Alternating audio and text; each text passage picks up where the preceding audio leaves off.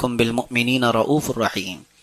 اللہ اپنے حبیب پاک صلی اللہ علیہ وسلم کے متعلق فرما رہا ہے بے شک تمہارے درمیان ایک ایسا رسول آیا جس کو تمہارا تکلیف میں پڑنا برداشت نہیں ہوتا۔ پہلی صفت میرے نبی کی یہ ہے، تمہارا تکلیف میں پڑنا رسول سے دیکھا نہیں جاتا۔ عزیز علیہ ما عنتم، یہ اور پھر حریص علیکم بالمؤمنین، اگر وہ تمہارے کسی چیز کے طلبگار ہیں تو صرف تمہارے ایمان کے طلبگار ہیں۔ رؤوف الرحیم، نہایت ہی نرمی کرنے والے، شفقت کرنے والے رسول تمہارے درمیان آئے۔ تین چیزیں رسول اللہ کی بیان کی گئیں، تمہارا تکلیف میں پڑنا رسول کو گوارا نہیں۔ یہی تو بات ہے کہ ہر گھڑی میرے آقا صلی اللہ تعالیٰ علیہ وسلم نے امتی امتی کہا ہے۔ جہاں جہاں حضور پاک صلی اللہ تعالیٰ علیہ وسلم امت کے متعلق دعا کرتے، آپ دیکھیں اس کا بیک گراؤنڈ۔ حضرت عائشہ صدیقہ رضی اللہ تعالیٰ عنہ فرماتی ہیں کبھی رسول کریم صلی اللہ تعالیٰ علیہ وسلم بستر سے اٹھ کر چلے جاتے، اور جب ابر چھاتا، بجلیاں کڑکتی تو حضور کھلے آسمان کے نیچے استغفار کرنے لگ جاتے تھے اللہ کریم کی بارگاہ میں۔ آپ سے پوچھا جاتا آپ بجلیوں کے کڑکنے سے یا ابر سے اس طرح کیوں بے قرار ہوتے ہیں؟ حضور پاک صلی اللہ تعالیٰ علیہ وسلم نے ارشاد فرمایا مجھے اندیشہ ہوتا ہے کہیں یہ بجلیاں یا یہ ابر میری امت پر عذاب نہ بن جائیں۔ پچھلی امتوں پر عذاب آنے سے پہلے اسی طرح کے حالات ہوتے تھے، تو میں استغفار کرتا ہوں کہ اللہ تبارک و تعالیٰ میری امت کو عذاب سے بچائے۔ اور جب یہ بجلیاں اور ابر چھٹ جاتا ہے تو واپس حضور تشریف لاتے۔ فکر امت یہ تھی اللہ کے نبی صلی اللہ تعالیٰ علیہ وسلم کی۔ اس آیت کی تفسیر بڑی طویل ہے، اور رسول کریم صلی اللہ تعالیٰ علیہ وسلم کے متعلق یہ فرمایا کہ وہ نہایت ہی نرم دل اور شفقت کرنے والے ہیں۔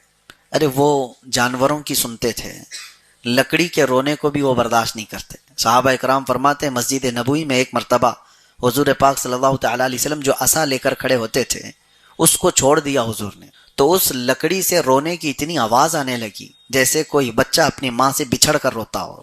صحابہ نے پوری مسجد میں آواز سنی، نبی پاک صلی اللہ تعالیٰ علیہ وسلم ممبر سے اتر کر کے آئے اور پھر اس لکڑی کو اٹھایا اور پھر اس سے نہ جانے کیا چیزیں سنی، پھر اس کو واپس حضور پاک صلی اللہ تعالیٰ علیہ وسلم نے اپنی جگہ پر رکھا تو خاموش ہوا۔ حضور فرماتے ہیں یہ رونے لگا تو اس کا رونا مجھ سے دیکھا نہیں گیا، میں خطبہ چھوڑ کر اتر آیا۔ یعنی لکڑی کا رونا حضور کو گوارا نہیں۔ اور پھر اللہ کے نبی صلی اللہ تعالیٰ علیہ وسلم فرماتے میں نے اس سے کہا کیا تو اس بات کو پسند کرتا ہے کہ میں تجھے واپس اسی شاخ میں جوڑ دوں جس شاخ سے تجھے نکالا گیا، یا اسی درخت میں، اور تو پھلدار درخت بن جائے اور ہمیشہ ہرا بھرا رہے، لوگ تیرے پھل سے نفع اٹھائیں۔ اس نے کہا یا رسول اللہ صلی اللہ تعالیٰ علیہ وسلم آپ کی جدائی مجھ سے برداشت نہیں ہوتی۔ تو اللہ کے نبی صلی اللہ تعالیٰ علیہ وسلم نے فرمایا یعنی لکڑی اپنی اصل میں جانے کو تیار نہیں، جہاں سے وہ نکلا ہے، جس جگہ سے وہ حصہ نکلا ہے۔ حضور پاک صلی اللہ علیہ وسلم فرماتے ہیں کیا تو اس بات کو پسند کرتا ہے کہ تجھے قیامت کے دن میں اپنے ہاتھ میں رکھوں اور جنت ساتھ میں لے جاؤں؟ وہ خوش ہو گیا، لکڑی کا حصہ وہ تنا اور اس کا رونا بند ہو گیا۔ تو حضور پاک صلی اللہ تعالیٰ علیہ وسلم نے حکم فرمایا میرے ممبر کے قریب ہی سے دفن کر دیا جائے۔ آج تک وہ لکڑی کا تنا حضور کی مسجد نبوی میں دفن ہے، جہاں پر استوانہ حنانہ ایک پلر بنا ہوا ہے۔ آپ ریاض الجنہ کے اندر جائیں گے تو ایک پلر کا نام ہے استوانہ حنانہ، وہ اسی لکڑی کے تنے کے اوپر پلر بنایا گیا ہے جہاں وہ نشانی ہمیشہ کے لیے دفن ہوئی۔ اور حضور پاک صلی اللہ علیہ وسلم نے جب وعدہ فرمایا ہے تو وہ لکڑی کا تنا حضور کے ساتھ جنت میں بھی جائے گا۔ یہاں سے ایک بات ملتی ہے، لکڑی کے سوکھے ہوئے حصے کے اندر اگر حضور کی جدائی میں، حضور کے فراق میں غم آ جائے تو نعمت یہ ملتی ہے کہ جنت اسے ساتھ لینے کا وعدہ کیا جائے۔ کیا امتی اگر حضور کی جدائی میں روئے تو وہ ناز و نعم کے ساتھ احسان نہیں فرمائیں گے؟ لیکن امتی کا حال یہ ہے کہ یہ لکڑیوں سے زیادہ سوکھ گیا ہے، لکڑیوں سے زیادہ ان کی سوکھا پن ہے۔ محبت مصطفیٰ صلی اللہ علیہ وسلم میں تڑپنا ہم نے کہاں سیکھا ہے؟ میرے عزیزو، ایک دو نہیں کئی روایات آپ کو میں بتاؤں۔ ہرن کے رونے کو حضور برداشت نہیں کر پائے، ایک عرب نے اس کا شکار کر لیا تھا، ہرن رو رہی تھی اور حضور اس کے قریب گئے، پوچھا تو ہرن نے اتنا ہی کہا میرے 2 چھوٹے بچے رہ گئے ہیں، بھوکے ہیں، میں انہیں دودھ پلا کر واپس آ جاؤں گی، مجھے اس سے آزاد کرا دے۔ حضور نے اس کی بات سن کر کے وہ عربی سے کہا، بدو سے، دیہاتی شخص سے، کہ ہرن مجھ سے بات کر رہی ہے اور اپنے بچوں کو دودھ پلا کر واپس آئے گی۔ اس نے کہا کیا کوئی جانور اس طرح سے نکلا ہوا بھاگ کر واپس آ سکتا ہے؟ حضور نے فرمایا مجھ سے وعدہ کیا ہوا جانور دھوکہ نہیں دے گا۔ ہرن کو اس نے چھوڑا، حضور کو پکڑا اور ہرن تھوڑی دیر کے بعد وہ اپنے بچوں سمیت واپس لوٹ آئی۔ اللہ کے نبی صلی اللہ تعالیٰ علیہ وسلم کا یہ معجزہ دیکھ کر کے وہ بدو ایمان بھی لے آئے. لیکن یہاں کہنا یہ ہے کہ ایک جانور اگر اپنے بچوں کی جدائی کے غم میں روئے تو رسول اللہ کو وہ بھی گوارا نہیں. اور بعض روایات یہ بتاتی ہیں کہ امتیوں میں سے کسی کے تلووں میں کانٹا چبھ جائے تو حضور اس کے بھی درد کا احساس کرتے ہیں. اللہ کے نبی صلی اللہ تعالیٰ علیہ وسلم, یہی تو آیت ہے, عزیز علیہ ما عنتم. اللہ فرما رہا ہے تمہارا تکلیف میں پڑنا ان کو گوارا نہیں. ملک الموت جب حضور پاک صلی اللہ تعالیٰ علیہ وسلم کی روح قبض کرنے کے لیے تشریف لائے تب بھی رسول اللہ صلی اللہ علیہ وسلم نے کیا پوچھا؟ وہ وقت ایسا ہوتا ہے کہ لوگ اپنے ماں باپ, اپنے بھائی بہن اور اپنے بچوں کو پہچاننا بھول جاتے ہیں.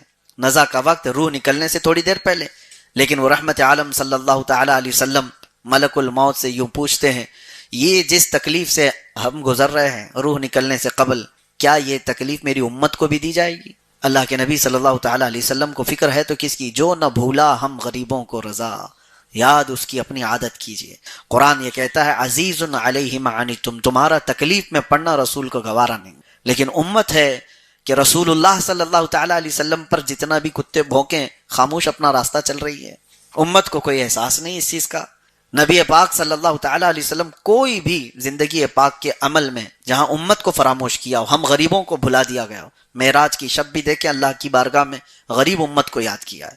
یہاں تک کہ قبر انور میں جب آپ کو رکھا گیا تھا تو جو صحابہ قبر میں اترے تھے وہ کہتے ہیں حضور کے لب ہل رہے تھے.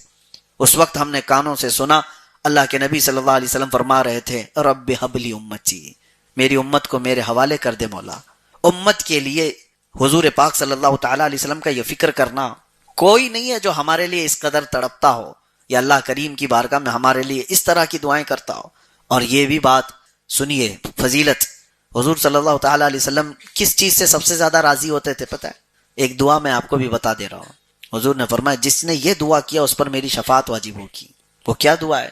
بس یہ دعا ہے اللہم ارحم امت محمد صلی اللہ علیہ وسلم رحمتا عامہ, اللہم اغفر امت محمد صلی اللہ علیہ وسلم مغفرتا عامہ. جس کا مطلب یہ ہوتا ہے اے اللہ امت محمدیہ پر عام رحم فرما, اے اللہ امت محمدیہ کی عام بخشش فرما.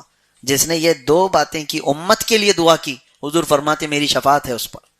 امت کے لیے یہ فکر امت اللہ کے نبی صلی اللہ تعالیٰ علیہ وسلم نے. اور پھر یہ بھی فرمایا من لم یہتم بامرنا فلیس منا, جو اس حال میں صبح کیا کہ میری امت کے بارے میں کچھ سوچا نہیں وہ میری امت میں سے نہیں ہے.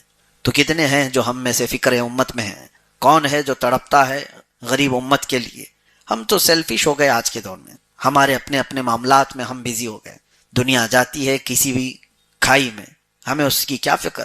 اب تو شہروں کے حالات ایسے, میں ابھی مہینے بھر قبل ایک گھر گیا تھا اور باہر نکلنے کے بعد ان کے فلیٹ سے دوسرے فلیٹ کو دیکھا تو وہاں بھی مسلمان نام تھا. میں نے پوچھا یہ لوگ جانے پہچانے لگتے ہیں؟ تو انہوں نے کہا ہم تو یہاں 8 سال سے ہیں لیکن ابھی تک ان سے ہماری کوئی ملاقات نہیں. میں جانتا ہوں لیکن بغل میں جن کا گھر ہے وہ نہیں جانتے.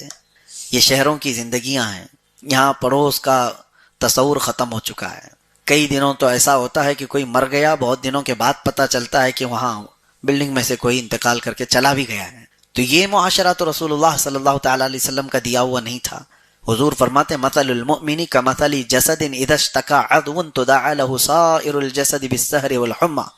مومن کی مثال ایسے ہے جیسے ایک جسم کے اعضاء, سارے مومنین ایک جسم کے پارٹ ہیں. ایک عضو کو تکلیف ہو جائے تو پورے جسم میں بخار آنا چاہیے. سر درد ہے تو ایسا نہیں ہے کہ پھر باقی جسم اچھا ہی رہتا ہے, پورا جسم اس درد کی وجہ سے بے قرار رہتا ہے. انگوٹھے میں ٹھوکر لگ جائے لیکن کھانا اچھا نہیں لگتا. تو مومنین کی مثال ایسی ہے, ایک مومن کو اگر تکلیف ہو تو سارے مومنین تڑپنا چاہیے. فلسطین کے حالات دیکھیں, عراق ہو, شام ہو, یمن ہو, جل کر راکھ ہو گئے. آپ اندازہ کر سکتے ہیں 70,000 لوگوں کو قتل کر دیا گیا. یہ جینوسائیڈ کہا جاتا ہے اس کو, نسل کشی ہے. اور اس میں سے تقریباً 30,000 کے قریب وہ بچے جو ابھی کھلے بھی نہیں تھے وہ اپنے باپ کی گود میں ختم ہو گئے. کیسے کیسے ان لوگوں کے چھیتڑے اڑائے گئے. ہم تو ویڈیو شیئر کرتے ہیں اور نکال جاتے ہیں. میں اس کے متعلق یہ تو کہنا چاہتا ہوں کہ کبھی تم تنہائی میں بیٹھ کر تمہاری آنکھیں بھیگ جاتی ہو فکر امت میں تو یہ بھی کافی ہے. جا نہیں سکتے, مدد نہیں کر سکتے, تمہاری استطاعت نہیں, طاقت نہیں, تو کم از کم احساس تو کر سکتے ہو. اور جب احساس کے ساتھ درد دل کے ساتھ تم پکارو گے اللہ کی بارگاہ میں کہ اللہ ان بچوں کی تکلیف دیکھی نہیں جاتی, یا رحمان ان پر رحم فرما, ان کی آزمائش کو ختم فرما, ویسے تو اجتماعی دعائیں فارمیلٹیز بہت ہوتی رہتی ہیں. میں تو یہی سمجھتا ہوں لوگ تو دعاؤں کے ہاتھ بھی اٹھاتے ہیں تو کھجاتے ہوئے ادھر سے ادھر، ان کے نہ تصور ہیں نہ خیالات ہیں، وہ تو ڈیوٹی کرنے آئے ہیں. ادھر ہاتھ اٹھائے، کب امام نیچے چھوڑا کہ وہ نکل گئے. یہ دعا ہے؟ دعا تو درد ہے، احساس ہے، اور اس طرح سے دعا کرو تو پھر دیکھو بار اجابت سے ٹکرا جائے. احساس ختم ہونے کو آ گیا. وجہ یہ ہے کہ ہم ان تکلیفوں سے نہیں گزر رہے ہیں جن تکلیفوں سے امت گزر رہی ہے. لیکن نمبر آئے گا، زیادہ دیر تک انتظار نہ کرو، نمبر آئے گا. اللہ تبارک و تعالی فکر امت میں تڑپنے کی توفیق عطا فرمائے. زندگی کا کچھ حصہ وہ بھی رکھو. رسول اللہ صلی اللہ تعالی علیہ وسلم کو اگر راضی کرنا چاہتے ہو، ایک بات میں اور آپ کو بتا دوں، حضرت جبرائیل امین علیہ السلام نے، جانتے ہو حضور کی رضا کے لیے انہوں نے کیا کہا؟ یا رسول اللہ صلی اللہ تعالی علیہ وسلم، مکہ والوں کی تکلیف کو ہٹا دیا جائے، مکہ والے جو ایذا دیتے ہیں وہ سب ختم ہو جائے، مدینے میں اچھی حکومت اسٹیبلش ہو جائے، جنگوں میں فتح یابی ہو جائے. جبرائیل امین نے یہ نہیں کہا. جبرائیل امین نے حضور صلی اللہ علیہ وسلم کی رضا حاصل کرنے کے لیے ایک جملہ کہا تھا. کیا؟ وہ عرض کرتے ہیں، یا رسول اللہ صلی اللہ علیہ وسلم، قیامت کے دن جس وقت آپ کی امت پل صراط سے گزر رہی ہوگی، میں اپنے پر بچھا دوں گا. اللہ کے نبی صلی اللہ علیہ وسلم راضی ہو گئے، خوش ہو گئے. جبرائیل امین علیہ السلام نے امت کی بات کی، حضور راضی ہو گئے. امت کے لیے آپ جب بھی کچھ کرو اللہ کے نبی راضی ہوں گے. جس نے بھی امت کے بھلائی کا کام کیا، رسول پاک صلی اللہ علیہ وسلم کی رضا اس نے حاصل کر لیا. حتیٰ کہ تم راستے سے تکلیف دہ چیز کو بھی اٹھاؤ، امت تکلیف میں نہ آئے، حضور پاک کی رضا کا سبب ہے. یہ میرے آقا صلی اللہ تعالی علیہ وسلم کی رضا حاصل کرنے کا سب سے آسان طریقہ یہ، امت کی بھلائی کا خیال کرو. لوگ بڑے بڑے وظیفے، بڑے بڑے اعمال، بڑے بڑی عبادتوں میں مصروف ہیں، لیکن وہ فکر امت میں نہیں ہے، وہ خود اپنی فکر میں رہ گئے. تم جتنے بھی بلند بننے کے لیے وظیفوں کا سہارا لے رہے ہو، میں آسان طریقہ یہ بتا رہا ہوں، احساس اور درد تمہارے اندر ہو امت کا، تو پھر دیکھو رسول اللہ کی احسانات اور ان کی نوازشیں کیسی ہوتی ہیں، آپ کو اندازہ بھی نہیں ہوگا. ایک بزرگ ہیں حضرت شبلی رحمت اللہ تعالی علیہ، میں ان کی بات عرض کر کے اس آیت کے متعلق عرض کرتا ہوں. حضرت شبلی کے متعلق اس زمانے کے ایک اور بزرگ نے دیکھا خواب میں کہ رسول پاک صلی اللہ تعالی علیہ وسلم کی مجلس لگی ہوئی ہے اور حضرت شبلی اس مجلس میں آ رہے ہیں. تو نبی پاک صلی اللہ تعالی علیہ وسلم نے سب کو ہٹایا اور کہا، شبلی تم میرے بغل میں بیٹھو. ان کو رسول پاک صلی اللہ تعالی علیہ وسلم نے بالکل اپنے پاس بٹھایا. تو وہ جنس بزرگ نے حضرت شبلی کو خواب میں اس طرح سے دیکھا حضور کی بارگاہ میں، وہ بے چین ہو گئے کہ کیا عمل کرتا ہوگا شبلی. نبی پاک صلی اللہ تعالی علیہ وسلم کی بارگاہ میں اتنا قرب ہے. دوسرے دن اٹھے اور دوڑتے ہوئے وہ حضرت شبلی کو تلاش کر کے پہنچے اور جا کر کے ان سے ایک بات پوچھی کہ شبلی مجھے ایک بات بتاؤ، رسول پاک صلی اللہ تعالی علیہ وسلم کی بارگاہ میں تمہارا ایسا مقام ہے. انہوں نے یہ نہیں پوچھا کیا مقام ہے، کیا دیکھا، ان سے اس بزرگ نے پوچھا کہ صرف یہ بتاؤ تم کرتے کیا ہو. تو حضرت شبلی کہتے ہیں، دو عمل ہے میرے، رات کو اس وقت تک سوتا نہیں جب تک امت کی بخشش کی دعا نہیں کرتا، امت محمدیہ کی بخشش کے لیے، ان کے اصلاح حال کے لیے دعا نہیں کرتا، اس وقت تک سوتا نہیں. دوسری چیز یہ ہے جو عمل میں آپ کو بتا رہا ہوں، الحمدللہ برسوں سے میرا بھی عمل ہے. حضرت شبلی فرماتے ہیں، جب بھی فرض نماز سے فارغ ہوتا ہوں، سلام پھیرتے ہی میں سب سے پہلے یہ آیت پڑھتا ہوں، لقد جاءکم رسول من انفسکم عزیز علیہ ما عنتم حریص علیکم بالمؤمنین رؤوف الرحیم. یہ میرا عمل ہے. اور حضرت شبلی فرماتے ہیں، اس عمل کی برکت یہ ہے کہ جب دل زیادہ مغموم ہوا ہم نے رسول اللہ کو خواب میں دیکھ لیا. الحمدللہ اس کا اثر ہے. جب زیادہ دل بے چین ہوا، ٹوٹا، حضور پاک صلی اللہ تعالی علیہ وسلم کی زیارت آپ کو میسر ہوگی. خلوص دل کے ساتھ اس کو پڑھیں. یہ نہیں کہ نبی کریم صلی اللہ تعالی علیہ وسلم کی زیارت کرنے کا ہی غرض، اسی مقصد کو لے کر کے ہی پڑھنے کا ایک مطلب ہی نہیں ہو. اللہ تبارک و تعالیٰ کا یہ کلام حضور کے افضلیت اور ان کی عظمت کے لیے ہے. آپ پڑھیں اور دیکھیں اس کے انعامات انشاءاللہ. بہرحال 11ویں پارے میں ایک اور آیت ہے جس کو میں آپ کے سامنے عرض کرتا ہوں. حضور پاک صلی اللہ تعالی علیہ وسلم نے صحابہ کو جنگ تبوک میں جانے کا حکم دیا تھا. جنگ تبوک جو ہے یہ بہت لمبا سفر طے کر کے ہونے والی ایک جنگ تھی. مدینہ طیبہ سے اس میں نکلے تھے، لیکن اتفاق ایسا کہ اس میں 3 صحابہ نہیں آئے تھے. وہ کون تھے؟ ان کے متعلق آیت آئی ہے قرآن پاک میں جو آج ہم نے تلاوت کیا. اس میں سے ایک صحابی حضرت کعب، انہوں نے بڑی طویل حدیث خود اپنا واقعہ بیان کیا ہے. یہ حدیث آپ کو سیاح ستہ میں مل جائے گی. تو حضور پاک صلی اللہ تعالیٰ علیہ وسلم جب جنگ میں تشریف لے گئے، جتنے طاقت والے لوگ ہیں، استطاعت والے لوگ ہیں، بغیر عذر کے ہیں، ان کو جانا واجب تھا، سفر چلتا رہا، لیکن 3 لوگ ایسے تھے مدینے میں، وہ نہیں آئے۔ حضور نے ان کے بارے میں پوچھا بھی کہ فلاں بن فلاں کہاں ہے، فلاں بن فلاں کہاں ہے؟ تو صحابہ نے کہا ہم نے ان کو مدینے میں دیکھا تو تھا، بیمار بھی نہیں، صحت مند تھے، لیکن آئے کیوں نہیں پتا۔ اس کے بعد یہ حضرت کعب کہتے ہیں میری بات یہ تھی کہ ابھی جماعت نکل رہی تھی، صحابہ اکرام جا رہے تھے، سوچا ابھی تو یہ لوگ مدینے کے باہر ہی پہنچے ہیں، جا کر کے میں پالوں گا، بہت جلدی ہی ان کو پکڑ لوں گا۔ پھر تھوڑا سو گئے، پھر سوچا دوسری منزل پہ پہنچے ہوں گے، وہاں تو میں آسانی سے پہنچ جاؤں گا، تیسری منزل تک پہنچے ہوں گے۔ وہ کرتے کرتے یہ اسی طرح سے وقت گزرتا گیا، اور رسول اللہ صلی اللہ تعالیٰ علیہ وسلم صحابہ کے ساتھ سفر پر نکل گئے، لمبا سفر ہو گیا۔ وہ دونوں جو باقی صحابہ ہیں ان کا بھی یہی حال تھا، کوئی عذر تو تھا نہیں، سوچ رہے تھے ابھی جائیں گے، ابھی جائیں گے، ابھی جائیں گے، نماز کا وقت ہو جائے تو لوگ کرتے ہیں، جماعت میں ابھی تو اتنا ٹائم باقی ہے، ابھی نکلیں گے تب پہنچیں گے، ابھی نکلیں گے تب پہنچیں گے۔ بہرحال تو حضور پاک صلی اللہ تعالیٰ علیہ وسلم جب واپس آئے جنگ سے، تو سب سے پہلے ان 3 لوگوں کو طلب کیا، کہاں ہیں فلاں بن فلاں، فلاں بن فلاں۔ اس میں حضرت کعب جو بیان کرتے ہیں، گھبراہٹ تھی، ڈر تھا کہ ہم تو بغیر عذر کے نہیں گئے، ہیلا بہانہ کر سکتے تھے کہ کچھ نہ کچھ بہانہ کر لیں، بیوی بیمار، گھر کے معاملات کچھ خراب، لیکن حضرت کعب کہتے ہیں حضور پاک صلی اللہ علیہ وسلم نے جیسے ہی پوچھا کہ کعب کس چیز نے تم کو روکا جنگ میں آنے سے، کیوں سفر میں ساتھ نہیں آئے؟ کہتے میں بہانہ بنا سکتا تھا، لیکن اس سے میں کیا چھپاؤں جو دل کے حالات کو بھی جانتا ہو، رسول رحمت صلی اللہ تعالیٰ علیہ وسلم کی بارگاہ میں کیا بیان چھپا سکتا ہوں؟ تو پھر انہوں نے صاف صاف بتا دیا، یا رسول اللہ سستی اور کاہلی نے مجھے روک دی، میں نہیں آ سکا۔ ان دونوں سے پوچھا، ان کا بھی معاملہ وہی تھا، انہوں نے بھی صاف صاف بتا دیا کہ ہم آنے کو تیار تو تھے، اب تب کرتے ہوئے جماعت آگے نکل گئی صحابہ کی، اور ہم رہ گئے۔ حضور پاک صلی اللہ تعالیٰ علیہ وسلم نے کیا فرمایا؟ پورے مدینے والوں کو حکم ہوا کہ ان تینوں کا مکمل بائیکاٹ کر دیا جائے، ان سے کوئی نہ ملاقات کرے گا، نہ ان کے ساتھ کوئی لین دین، کھانا پانی کچھ نہیں ہوگا۔ اور صحابہ اکرام رضوان اللہ تعالیٰ علیہ مجمعین، وہ حضور کی بات پر تو ایسے عمل کرنے والے، وہ سیسا پلائی دیوار تھے، ایک حکم آ جانے پر 50 سال پرانی شراب کے مٹکے توڑ دیے تھے۔ وہ صحابہ کی بات ہے، حکم آ گیا تو پھر اس کے بعد وہ نہیں دیکھتے۔ میں آپ کو صرف اتنی بات بتاتا ہوں، حکم پر عمل پیرا ہونے کا طریقہ صحابہ کا کیا تھا۔ عبداللہ بن رواحہ رضی اللہ تعالیٰ، ایک صحابی، حضور پاک صلی اللہ علیہ وسلم مسجد نبوی میں بیان کر رہے تھے، اسی اسنا میں جو لوگ کھڑے ہوں گے، حضور نے فرمایا بیٹھ جاؤ بیٹھ جاؤ۔ حضور کی آواز آئی، جو کھڑے ہوں گے ان کے لیے۔ عبداللہ بن رواحہ اپنے گھر سے نکلے ہوئے ابھی گلی میں تھے، جمعہ کے لیے مسجد میں آ رہے تھے، ان کے کانوں میں حضور کی آواز آئی، وہ گلی میں ہی بیٹھ گئے، وہیں بیٹھ گئے۔ تو لوگوں نے ان سے کہا کہ عبداللہ، رسول اللہ صلی اللہ تعالیٰ علیہ وسلم وہ مسجد میں موجود لوگوں سے فرما رہے ہیں کہ بیٹھ جاؤ۔ حضرت عبداللہ بن رواحہ کہتے ہیں میرے کانوں میں رسول اللہ کی آواز آ گئی بیٹھ جاؤ، اگر میں کھڑا رہا اس کے بعد تو پھر غداروں میں شمار نہ ہو جائے، نافرمانوں میں میرا شمار نہ ہو جائے۔ اور اس کے بعد ایسی ہی گھسٹتے گھسٹتے مسجد تک آئے، کھڑے نہیں ہوئے۔ تو صحابہ کے عمل کا طریقہ تو یہ تھا، ایک بار اگر کہہ دیا جائے بائیکاٹ، تو یہ نہیں کہ چوری چھپے کوئی بات کر لی جاتی، نہیں، وہ تو اتنے سخت تھے معاملات میں۔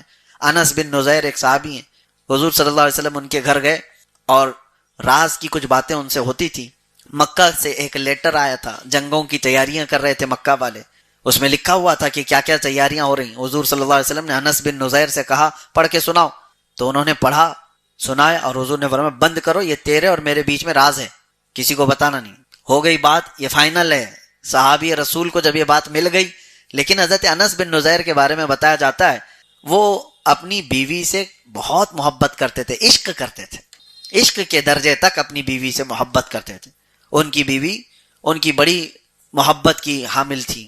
بہرحال ہوا یہ کہ رسول پاک صلی اللہ علیہ وسلم جیسے ہی ان کے گھر سے گئے، ان کی بیوی سامنے آئی، کہا انس، رسول اللہ صلی اللہ علیہ وسلم آئے تھے، کیا بات ہو رہی تھی؟ عشق اپنی جگہ، محبت اپنی جگہ بیوی کا۔ انس بن نزیر نے کہا نہیں، وہ بات نہیں بول سکتا جو رسول اللہ نے کہا کہ راز ہے، وہ نہیں بول سکتا۔ انہوں نے کہا مجھ سے بھی چھپاؤ گے، مجھ سے بھی چھپاؤ گے، اتنی محبت کرتے ہو، اتنا عشق کرتے ہو؟ کہا وہ تمہارا مقام الگ ہے۔ یہ بات چل رہی تھی، اسی میں بیوی نے کہہ دیا میں نے تو سن لیا ہے دیوار کے پیچھے سے کیا بات ہو رہی تھی، مکہ سے خط آیا ہے، مکہ والے جنگوں کی تیاری کر رہے ہیں۔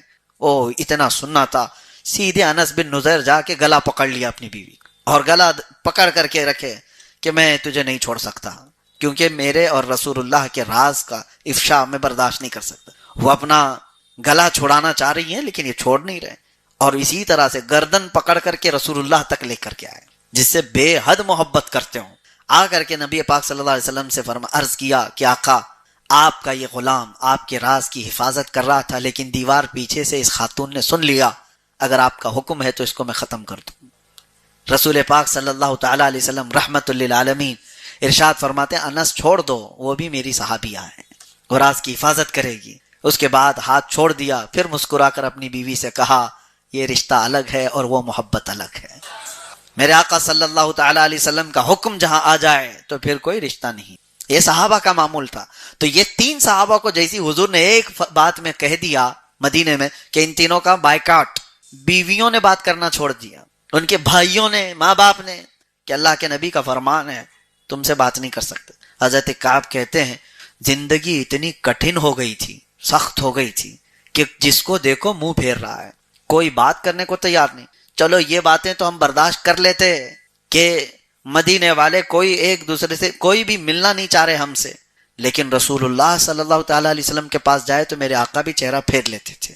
یہ بہت سخت معاملہ تھا ان کے لیے، اور ان کی خطا کیا تھی؟ یہ بغیر عذر کے جنگ سے پیچھے رہ گئے تھے۔ اللہ کے نبی صلی اللہ تعالی علیہ وسلم نے جب فرمایا، ان کی بیویوں کے بارے میں وہ کہتے ہیں، وہ کھانے کا برتن یوں سرکا دیتی تھی اور چہرہ پھیر کر کے چلی جاتی تھی۔ اگر وہ کچھ بات کرتے تو پیچھے مڑ کر کے، کیونکہ وہ رشتہ داریاں بھی تھیں، اس کے باوجود وہ کہتی اللہ کے نبی صلی اللہ علیہ وسلم نے جتنا حکم دیا اسی پر ہم عمل کریں گے، کہیں ہمارا ایمان نہ چلا جائے۔ وہ عتاب میں چل رہے تھے، اور اس اثنا میں ان کے تقریباً 40 دن گزر گئے۔ وہ کہتے ہیں کہ زمین تنگ ہو گئی تھی ہمارے لیے، رو رو کر کے ان کے حلقے پڑ گئے تھے، اتنا روئے تھے یہ تینوں صحابہ۔ تب یہ آیت نازل ہوئی حضور پاک پر، وَعَلَى الثَّلَاثَةِ الَّذِينَ خُلِّفُوا حَتَّى إِذَا ضَاقَتْ عَلَيْهِمُ الْأَرْضُ بِمَا رَحُبَتْ وَضَاقَتْ عَلَيْهِمْ أَنفُسُهُمْ۔ اللہ فرماتا ہے وہ تین لوگ جو حضور پاک صلی اللہ علیہ وسلم کی جماعت سے پیچھے رہ گئے، ان پر زمین تنگ ہو گئی تھی، تو اس کا نبی پاک صلی اللہ تعالی علیہ وسلم نے بائیکاٹ کا حکم دیا، سارے مدینے والوں نے ان کو تنہا کر دیا، چھوڑ دیا۔ ثم تاب علیہم لیتوبوا ان اللہ هو التواب الرحیم۔ اللہ فرماتا ہے پھر جب انہوں نے سچی توبہ کی تو اللہ نے ان کی توبہ قبول فرمائی۔ بے شک اللہ توبہ قبول کرنے والا، رحم کرنے والا ہے۔ جب یہ آیت نازل ہوئی، حضور پاک صلی اللہ تعالی علیہ وسلم فجر میں اعلان فرماتے ہیں، کہاں ہے کعب، کہاں ہے فلاں، کہاں ہے فلاں۔ تینوں صحابہ کا نام لیتے ہیں، وہ دوڑے دوڑے آئے، اور حضور نے یہ جیسی آیت تلاوت کی، حضرت کعب کہتے ہیں میری زندگی میں ایسی عید کا دن آیا ہی نہیں تھا، ایسی عید کا دن آیا نہیں تھا جیسا مجھے نبی پاک صلی اللہ تعالی علیہ وسلم نے ہماری توبہ کی قبولیت کا مژدہ سنایا تھا۔ تو یہ تین صحابہ، یہاں کہنے کی بات یہ ہے، بڑے لوگ تھے صحابہ۔ کچھ لوگ یہ سوچتے ہیں کہ ان کی غلطی کیا تھی، ان کی خطا کیا تھی، اتنا بڑا کیا کر دیا تھا، پیچھے رہ گئے تھے۔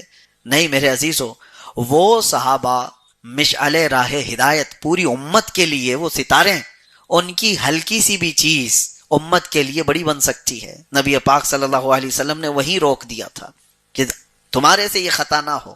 تو بسا اوقات بڑے لوگوں کی چھوٹی غلطی کو بھی پکڑ لینا چاہیے۔ وجہ یہ ہے کہ اگر اس کی غلطی کو ہلکے میں چھوڑ دیا جائے تو بعد کے نیچے والے لوگ، شیخ سعدی رحمۃ اللہ علیہ فرماتے ہیں، اگر بادشاہ آدھے انڈے پر ظلم کو جائز کہہ دے تو رعایا مرغوں کو سیخ پہ چڑھا دے گی۔ ہاں ظاہر سی بات۔ اسی لیے علماء کرام کو، امام حضرات کو کہا گیا ہے کہ اگر تم نفل چھوڑو گے تو یہ مقتدی سنت چھوڑ دیں گے، تم سنت چھوڑو گے تو پھر یہ واجب چھوڑنے پر آ جائیں گے، تم اگر حرام چیزوں سے بچنے میں کوئی احتیاط نہیں کرتے تو یہ کفر تک پہنچ جائیں گے۔ اسی لیے علماء ذوی الاحترام کو، مبلغین اسلام کو، دعات کو یہ کہا گیا ہے مکروہ چیزوں سے بھی بچو۔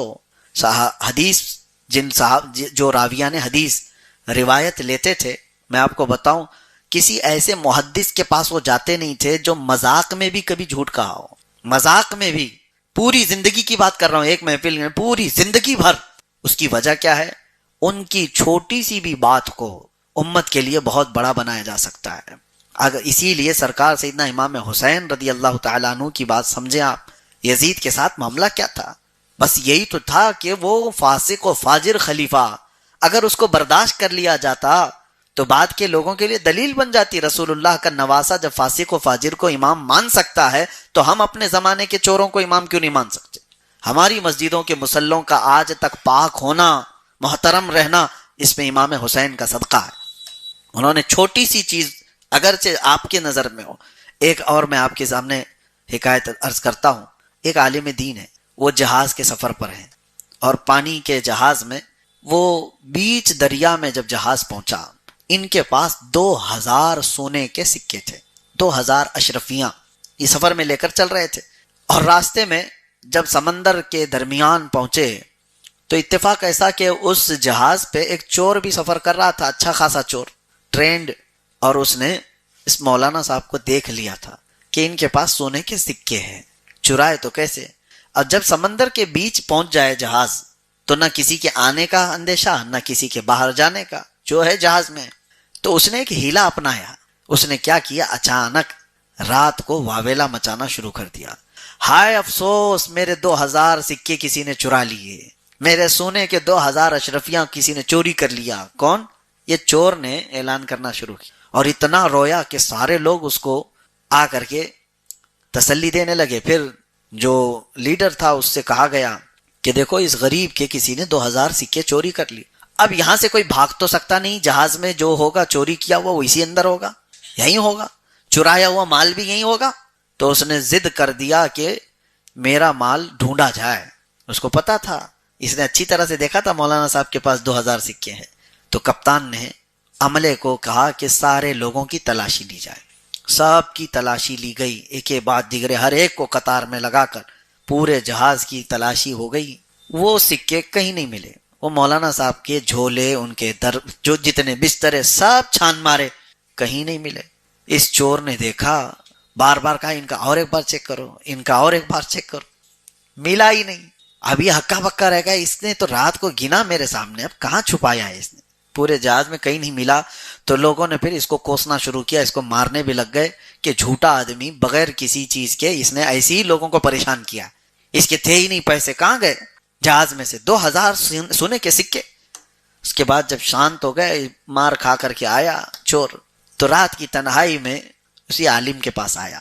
کہا کہ حضرت ایک بات بتاؤ، کل رات تمہارے پاس تو 2000 سکے تھے نا، سونے کے سکے تھے نا، تم گن رہے تھے؟ انہوں نے کہا ہاں تھے، تو میرے پاس تھے اور تم دیکھ رہے تھے، یہ بھی مجھے پتا ہے. کہا کیا کیا پھر آپ نے؟ کہاں چھپایا ہے؟ کہا جیسے ہی تو نے چوری ہونے کا اعلان کیا ویسے ہی میں اٹھا کے سمندر میں ڈال دیا. کہا سمندر میں ڈال دیا؟ 2000 سونے کے سکے سمندر میں پھینک دیا؟ کہا ہاں پھینک دیا. کہا کیوں؟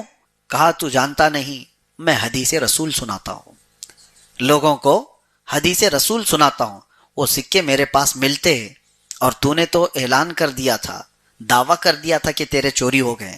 میرے پاس ملتے، مجھے صفائی دینے میں پتہ نہیں کتنے وقت لگتا، تیرے ہیں یا میرے ہیں، یہ کورٹ میں جاتے، عدالت میں جاتے، کم از کم اتنا تو ہوتا کہ تہمت میرے اوپر چوری کی لگ گئی ہوتی، میرے اوپر چوری کی تہمت تو لگ گئی ہوتی، اس کا صفایا بعد میں ہوتا کہ میں لایا کہ تو لایا.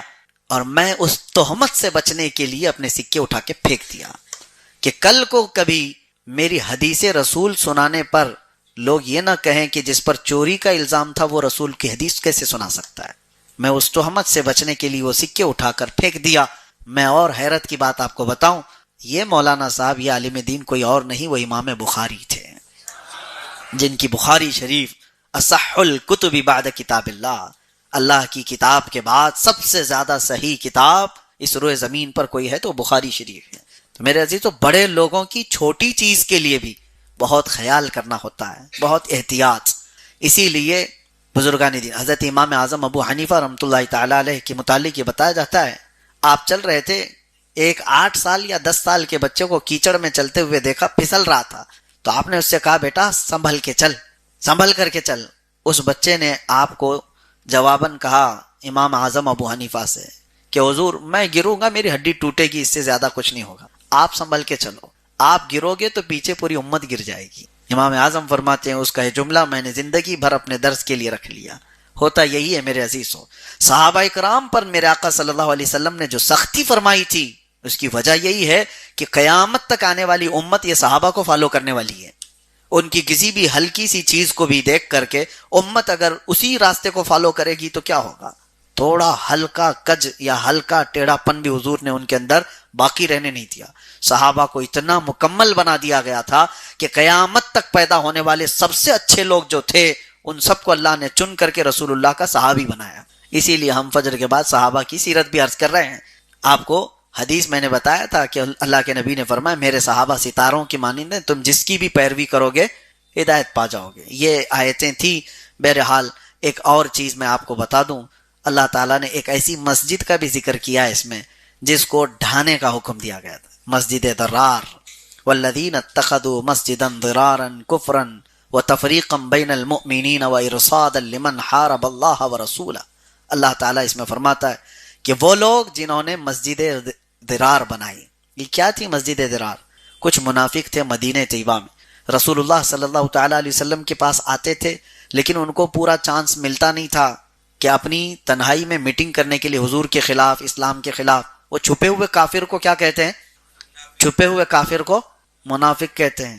چہرہ اس کا سب کچھ مسلمانوں کی طرح، نماز بھی پڑھتا ہوگا، سب کچھ کرتا ہوگا، لیکن اندر سے وہ کافر ہے، اس کو منافق کہتے ہیں. تو انہوں نے آ کر رسول اللہ صلی اللہ علیہ وسلم سے یوں کہا کہ ہم بڑے دور رہتے ہیں محلے میں، وہاں سے مسجد نبوی آنے میں ہم کو لمبا وقت لگ جاتا ہے اور آنے جانے کی تکلیفیں ہیں، لہٰذا ہم کو ایک الگ مسجد بنانے کی پرمیشن دیجیے، الگ ہم ایک مسجد بنا لیں. رسول پاک صلی اللہ تعالیٰ علیہ وسلم سفر پر جا رہے تھے، ان لوگوں نے مسجد بنا لی، لیکن ان کا مقصد دوری کی وجہ نہیں تھی. مسجد نبوی تو صحابہ کہاں کہاں سے آتے تھے، کھیتی باڑی کرنے والے صحابہ بھی آتے تھے جو مدینے کے باہر رہتے تھے، لیکن یہ لوگ مدینے سے بہت دور نہیں تھے. مسجد قباء جہاں پر آج ہے بنی ہوئی ہے اس کے قریب ہی انہوں نے ایک الگ مسجد بنا لی، لیکن وہ میٹنگ کا ایک اڈا تھا، فتنوں کا ایک اڈا تھا، وہ مسجد نہیں تھی. اس میں بیٹھ کر کے رسول اللہ صلی اللہ تعالیٰ علیہ وسلم کے خلاف منصوبے بناتے تھے، اسلام کو کمزور کرنے کے منصوبے وہاں پر بنائے جاتے تھے. تو اللہ تعالیٰ نے اپنے نبی سے حکم دیا کہ اس مسجد کو ڈھا دیا جائے، جلا دیا جائے، ختم کر دیا جائے. تو وہ مسجد ضرار اس لیے کہلاتی. اللہ کے نبی صلی اللہ تعالیٰ علیہ وسلم نے حکم دیا صحابہ کو کہ اس طرح کا فتنوں کا اڈا اگر مسجد کی شکل میں ہو تو اس کو ختم کر دیا جائے. اس کو ہٹا دیا گیا اور وہاں پھر کبھی بھی آج تک مسجد نہیں بنائی گئی، تو اس کو مسجد ضرار کہا گیا. آج بھی ہم یہ کہتے ہیں کہ جو مسجد نبی پاک صلی اللہ علیہ وسلم کی گستاخی سکھاتی ہو وہ مسجد نہیں، وہ مسجد ضرار ہے، مسجد ضرار ہے. حالانکہ مسجدیں اللہ کی عبادت کے لیے ہیں، اللہ کی عبادت کے لیے. وہ لوگ بھی اللہ کی عبادت کے لیے مسجد شروع کیے تھے، لیکن وہاں کر کیا رہے تھے؟ نبی پاک سے بغض اور عداوت. آج کے زمانے میں بھی جو حضور کی محبت سے دور کرنے والے جس مسجد میں بھی پیغامات ہوتے ہوں وہ مسجد نہیں ہے، وہ مسجد ضرار ہے.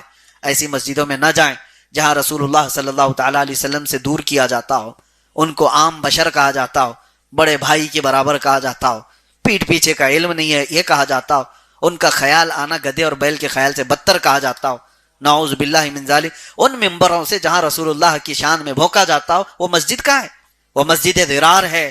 مسجد وہ ہے، اعلیٰ حضرت فرماتے ہیں واللہ ذکر حق، یعنی ذکر خدا جو ان سے جدا چاہو نہ جدیو، یعنی اللہ کا ذکر کرنا چاہتے ہو اور حضور کو چھوڑ کر کے ذکر خدا جو ان سے جدا چاہو نہ جدیو، واللہ ذکر حق نہیں، کنجی سقر کی ہے. سقر کہتے ہیں